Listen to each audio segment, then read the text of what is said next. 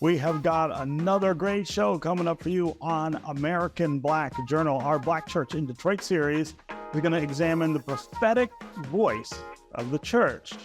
As the nation struggles with issues that are harming African Americans, we're going to have a frank discussion about the church's role in calling out society's ills and in protecting the narrative surrounding the Black community. You don't want to miss this show. Stay where you are. American Black Journal starts right now. From Delta faucets to Behr paint, Masco Corporation is proud to deliver products that enhance the way consumers all over the world experience and enjoy their living spaces. Masco, serving Michigan communities since 1929. Support also provided by the Cynthia and Edsel Ford Fund for Journalism at Detroit Public TV. The DTE Foundation proudly supports 50 years of American Black Journal in covering African American history, culture, and politics. The DTE Foundation and American Black Journal partners in presenting African American perspectives about our communities and in our world. Also brought to you by Nissan Foundation and viewers like you. Thank you.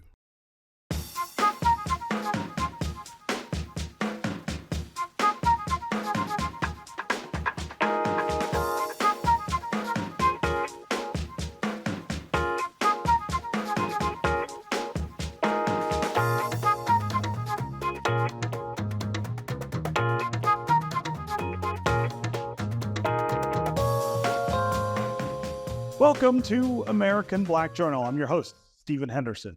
Today, we're continuing our series on the Black Church in Detroit, which is produced in partnership with the Ecumenical Theological Seminary and with the Charles H. Wright Museum of African American History. In the Bible, the church is called on to be a prophetic voice, or in other words, to act as God's voice here on earth. Today, in that biblical tradition, preachers are expected to address issues that harm marginalized people, such as discrimination and the Supreme Court's decision, for instance, to end affirmative action in higher education. I spoke with Reverend Cindy Rudolph of Oak Grove AME Church and Bishop Charles Ellis III of Greater Grace Temple about the power of the prophetic voice of the Black church. We are in a rare time, I think, where people are showing up on Sundays hoping not just to have somebody help them make sense of what's going on, but to give them hope about what's going on. So I'm really curious for both of you how that plays out in your work. Does a time like this put even more pressure on you to talk about, to deal with, to help your congregations think about all of these cultural and social and political issues that are going on in our community? Bishop Ellis, I'll start with you. I think that people come not just to hear a word from the Lord, but I believe that a word from the Lord should encompass various arenas of life. Jesus said, I am come that you might have life and that you might have it more abundantly. And I believe that abundant is in the physical as well as the spiritual realm. And so I think it is our obligation to make sure that our parishioners and everybody that comes on Sunday morning, that they are hearing a mixture of what it takes to make it to heaven, as well as what it takes to be successful in this world right here on earth. Reverend Rudolph? So I think that when people come to church on Sunday morning, they are looking for a word from the Lord. And if we look at the biblical tradition in terms of the word that came from the Lord, it was often not only an encouraging word to say, this is how you can get through life, or this is how things can get better, but oftentimes it was a prophetic word, which sometimes would include a word of correction and a word that would sometimes speak truth to power. If we look at the biblical tradition, the prophetic tradition, we look at prophets as people who God called apart. He set them apart and he called them to ministry in ways that would challenge the status quo. And so oftentimes they were called to address monarchs and people in positions of power to call them out for any sort of societal ills. Oftentimes, when we looked at prophets like Micah and Amos and Jeremiah and others, they addressed the rulers that were in power about injustice and things that were hurting people on an everyday basis. And so as pastors, we have the privilege of shepherding people who oftentimes are dealing with policies that are harmful to them. And as pastors, it is our honor, our right, and our privilege to address those policies so that people can receive a word of encouragement. And likewise, we're calling out the societal ills that we see. Yeah. So I would love for both of you to talk about some of the things that you find yourself called to address, to deal with in your Sunday sermons right now. There's so much going on in the news and so many things that affect our community. What are your congregations hearing from you, Bishop Ellis? I would like to think that we are being as vocal and as vibrant with the clarion call to social justice as we are to religious freedoms. I would hope and think that I would hope and think that the civil rights ministerial and clergy and religious men and women of that day will look and see what we are speaking now, and I would hope that they would be proud. I hope that they would say they are carrying that torch in the manner in which it should be carried. Certainly, we have a lot more luxuries probably than they had. It's a different season. It's a different time. That's in every arena. I'm sure that baseball players that would wake up from the grave and see what those individuals are making now and still striking out as much as they would say, oh my God, we were born out of due season. So that is what it is. I'm here at a convention and I just paid at the airport coming to St. Louis. I paid $7 for a pop and for a bag of chips. And now that I'm 65, I said, I remember when that cost 15 cents. The pop cost a dime and the chips cost 5 cents. 5 cents, right? $7 for a pop and some chips. Are you kidding me? So, that is what it is because, if you're born in a different time, if you're born in a different day, pay scales are very much different. And, people appreciate and value what you do a little bit more than what they did, sometimes much more than what they did before.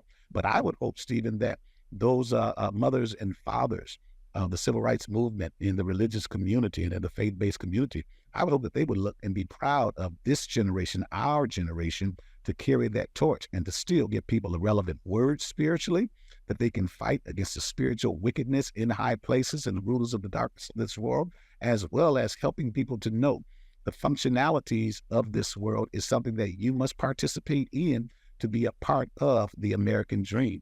Yeah. Reverend Rudolph? So on any given Sunday, you may hear a sermon from me that has to include some level of social justice preaching. And so when we see all that's going on in our nation and our world today, we see that there is a very targeted attack on the rights of those who are marginalized and disenfranchised, and it disproportionately impacts people of African descent. With that said, as a pastor, I must address that. I must call that out. If I look at the biblical model of Jesus, Jesus was constantly challenging the status quo. He went into the temple and turned over the tables of the money changers and those who were buying and selling. And that wasn't simply because there was buying and selling going on in the house of God. He said, this is a house of prayer and you've made it a den of robbers. People were being ripped off in the house of God. And so anytime Jesus saw injustice, he spoke out against that injustice. And so when we look at the policies on affirmative action, when we look at the assault on voting rights, when we look at economic exploitation and all of those things that impact our parishioners on a day-to-day basis, we must address those issues. We must call out the powers that be, and we must advocate for change. Yeah. So I know that there's always got to be some kind of, sensibility about not making a sermon or the church experience for people overly political, right? This is not a political exercise in its nature. At the same time, as both of you are pointing out, politics and culture and social activity creep into the realm of the sermons that you have to give, given that biblical tradition. But I think, again, we live in a really extraordinary time. Things are not like they normally are. And so I'm just going to throw a name out there and ask you both to talk about how you deal with this person and his effect on African Americans. Donald Trump, right? He was the 45th president of the United States. He would like to be the 47th president of the United States. He's going to run again next year, or so he says. I mean, this is somebody who has really changed the game of politics, changed the way we talk about it, changed the way we think about it. I wonder if he's also had that effect in the church, in the pulpit. Is he challenging the way that you have to talk about these things with your congregations so you can keep up that biblical tradition, but then again, of course, not get into explicit politics? Reverend Rudolph, I'll start with you this time. So I never feel as though I'm talking too much politics, because with every message, even though it might touch on that which is political, there's always a much larger spiritual picture. I'm always going to give people a sense of hope. I'm always going to make sure I'm talking more about God than I'm talking about humanity, but we have to touch on those topics. With regard to Donald Trump, he has come up in many of my sermons because of the fact that this is a man who, from the time he announced that he was running for president, was very divisive in his comments. He has said very hateful things about all sorts of groups, and his policies as well have been very harmful to Black and brown people. They've been very harmful to marginalized people. But I think most of all, he has created a culture of division like never before. And we see that being duplicated not only by other political leaders, but other parts of the world even. We see this sort of culture, this vitriolic culture where people are pitted against one another. And we have to recognize that God calls us to love one another. God calls us to do justice, love mercy, and walk humbly. And so when he says things like America first, that is antithetical to everything that the Bible teaches us. God teaches us that we have to be concerned for one another. And so we have to call out those things. All of those policies that he often preaches are not in line with the Word of God, and it's our duty to emphasize that. Yeah. Reverend Ellis, how often would I hear you talking about Donald Trump at Great Grace? Well, when he was the president, you heard me talking a lot. You know, I kind of, don't. Sometimes you can't give somebody too much attention, because sometimes they love attention. As some people say, I don't care what you say about me, just get my name right and get my name, especially in the political arena. But I agree with everything that my sister has said. But I would share with you that, you have to speak truth to power, and truth crushed to earth is always going to rise again. And I think that what she spoke was absolutely correct. It was absolutely true. And when I think about many of, again, his plans, and I don't want to be redundant because she made it very plain, very clear.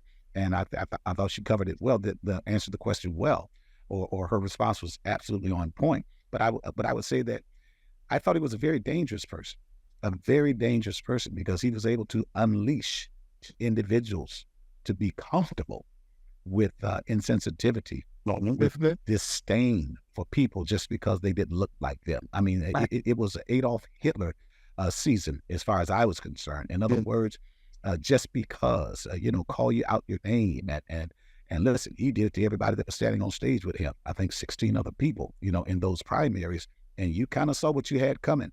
And, you have to be careful what you ask for. I preached a message, Dr. Rudolph, during the Easter holiday, be careful what you ask for. They said, do you want Jesus or do you want Barabbas? They said, no. Give us Barabbas. And guess what? You got it. I mean, you've been dealing with him and that spirit ever since. And for him to make people feel comfortable in a separatist attitude, mentality, that's everything against what Jesus stood for. And I remember when Jesus talked about your neighbor, love your neighbor as yourself, and people were looking for an out. They said, well, who is my neighbor? Because they were hoping he would say, well, those people within a 2-block radius of where you live. And Jesus said, let me tell you about this man that fell among thieves on the Jericho road. And he gave the 3 demonstrations. The priest came by, the Levite came by, and then the Samaritan came by. Now I'm asking you, and Jesus always had a way of asking you a question to your question and made you say, never mind. But I'm again, good, right? yeah, never mind, I'm good. But yeah, I think that we have to, you would hear me when he was in office, I would use his words. Right. And now let's talk about that. What do you think about that? Because I've learned, Dr. Rudolph, the best way for you to challenge a person is with their own words. In other words, I'm not going to put words in your mouth. I'm going to repeat what you said. Now, you can say, oh, I didn't mean that, but that's what you said.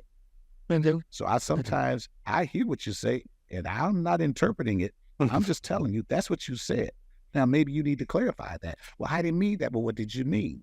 Because I don't think that we let statements be made and not challenge them, because statements are very important. And somebody says sticks and stones may hurt my bone, may break my bone, but words will never hurt me. Well, words can kill a person. They can kill your dreams. They can kill your aspirations. They might not kill you physically. And in this case, even as the Georgia Republican election officials said, this man is speaking the kind of hate that he's going to get somebody killed. That's what they said. Rasselsberger or whoever his superior, his supervisor was, whatever the case is. And we've seen, I think, didn't he just put the former President Obama, Barack Obama's address out?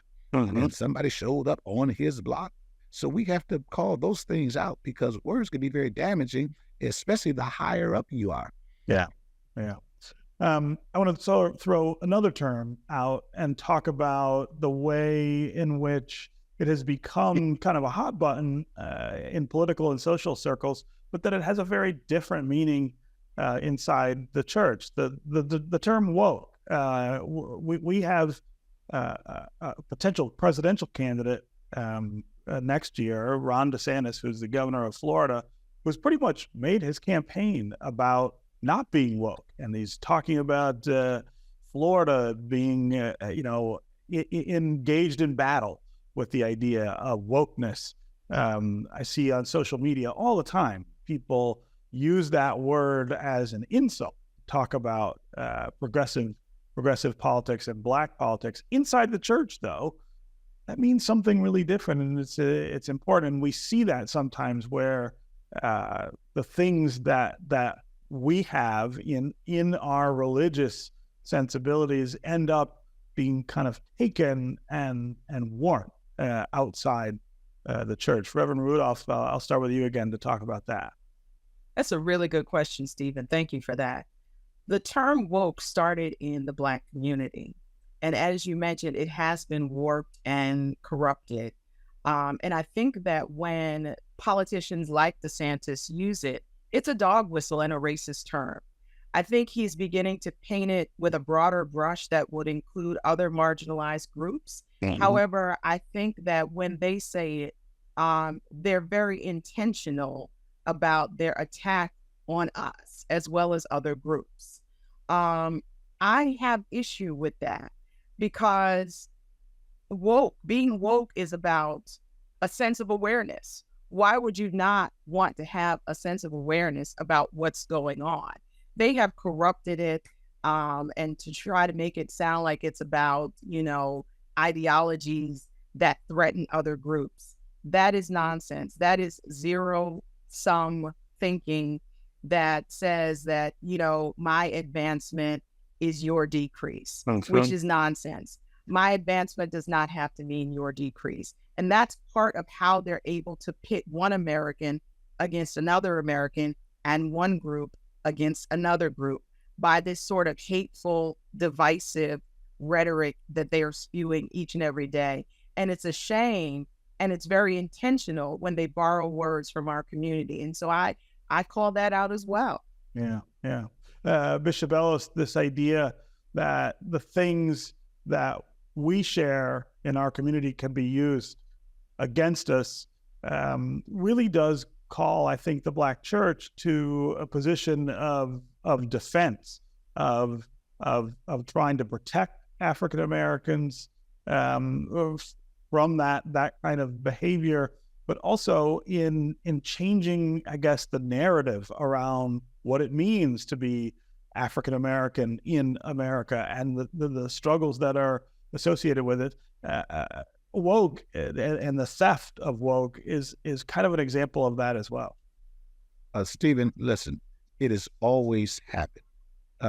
They take everything that is a rallying cry for us, and then they try to metamorphosize it into something else negative, diametrically opposed to who we are and what we're rallying about. And now we become quiet. We almost shut down. Oh man, don't mention that because they're going to think. I said, no. You speak what you speak, and you explain why you're speaking that. I share that with my church. When some Black people, some of my brothers and sisters across the country, man, I don't use the phrase Black Lives Matter anymore. All lives matter. I said, listen, Black Lives Matter became a threat to this country. No ifs, ands, or buts about it. And if you looked at many of those Black Lives Matter marches, you saw just as many Caucasians and other ethnicities than you did African Americans, because it was a move of people, not just Black folk. So I said, listen, I'm going to always holler Black lives. Who am I if I can't say Black Lives Matter? If Black Lives Matter, nobody else's lives matter. I mean, you got to love yourself first. Are you kidding me? And when it comes to this woke, I just addressed that with my church. I said, listen, you all, I said, stay woke, be proud of being woke, because when we go to sleep, sometimes we end up in chains and in a place that we're not familiar with. I think about 12 Years a Slave and that story. And he got drunk, and next thing you know, he wakes up and he's boarding a ship headed to a place of slavery. You better not go to sleep, because when you go to sleep, people are staying awake and they're making decisions that are detrimental to your future and your ability to have good success. Yeah. We've got just a few minutes left. I want to have both of you talk about what you're thinking about as we get closer to the next Sunday that you'll be giving sermons. What are the things that are jumping out to you that will have to be part of that biblical tradition of making sure that you're addressing the things that are happening to us? Bishop Ellis?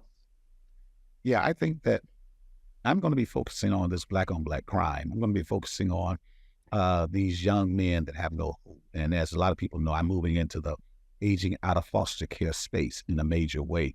And that's where I feel my retirement is. And I'm going to roll up my sleeves and really go to work to try to make a difference in young men's lives. And probably it's going to be young women as well, but we're getting started with young men 18 to 24. Right. And I would say to you, Stephen, that I think that we have to do this because, yes, while there are some systemic problems that have been forced upon us down through the years and decades, there's still accountability that we must have for ourselves. Mm-hmm. And at the end of the day, we cannot join in with the enemy in defeating ourselves and destroying our own communities. So I'm going to be talking about, hey, y'all, listen, yes, we need to call them out, but we also need to put ourselves in check as well. Yeah. Wow. Really, really powerful message there. Reverend Rudolph?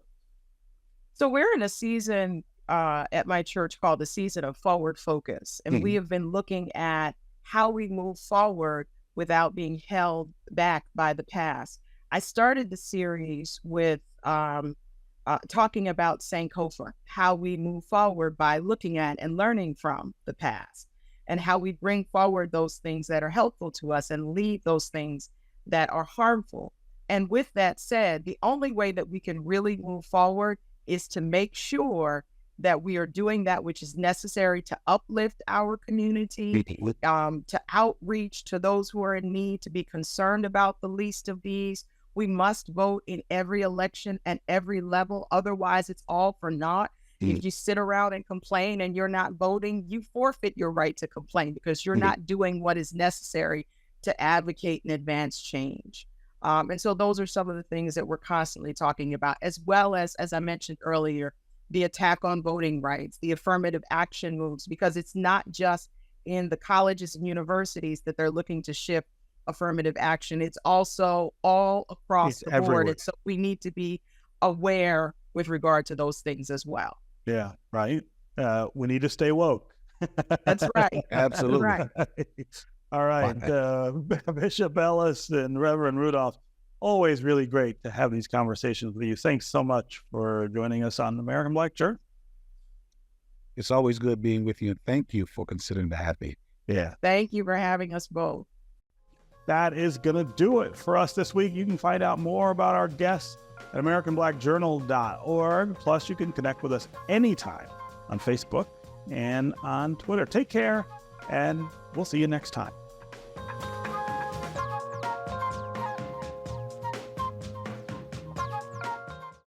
From Delta faucets to Behr paint, Masco Corporation is proud to deliver products that enhance the way consumers all over the world experience and enjoy their living spaces. Masco, serving Michigan communities since 1929. Support also provided by the Cynthia and Edsel Ford Fund for Journalism at Detroit Public TV. The DTE Foundation proudly supports 50 years of American Black Journal in covering African American history, culture, and politics. The DTE Foundation and American Black Journal, partners in presenting African American perspectives about our communities and in our world. Also brought to you by Nissan Foundation and viewers like you. Thank you.